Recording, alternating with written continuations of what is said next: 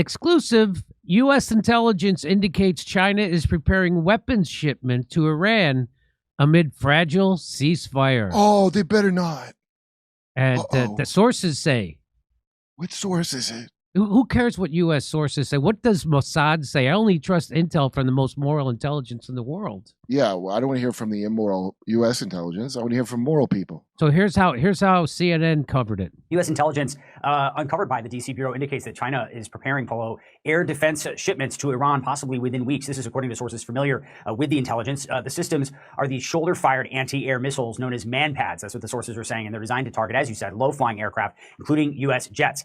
Similar weapons likely used to shoot down that F-15 last week, according to President Trump. Iran claimed at the time that it used a new air defense system.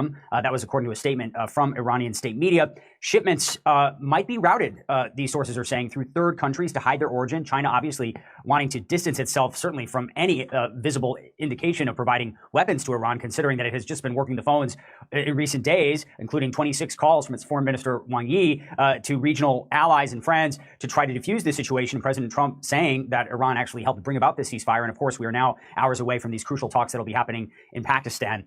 This would mark a major escalation in China's support for Iran, sources say, if indeed this intelligence is correct, going well beyond the existing sales of dual-use technology that China has been providing to Iran throughout this.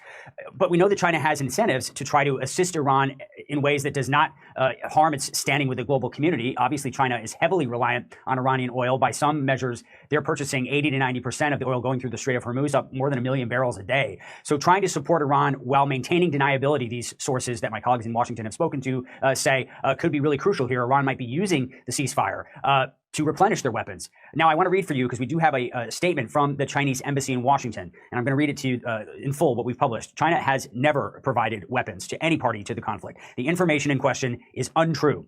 Goes on to say, as a responsible major country, China consistently fulfills its international obligations. We urge the U.S. side to refrain from making baseless allegations, maliciously drawing connections, and engaging in sensationalism. We hope that relevant parties will do more to help de-escalate tensions.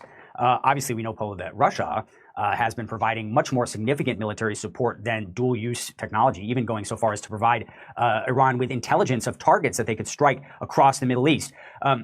If this is true, if what my Washington colleagues have reported from their sources is correct, certainly it would seem that the help coming from China is much, much more than was at least originally believed. But again, a very firm denial of this reporting from the Chinese embassy in Washington. You don't wear shine for attention. It's not about the eyes that notice. You wear it because you earned it. Every step, every long morning, it all led here. Earn your shine. Tokyo Madness Jewelry, live only on Whatnot.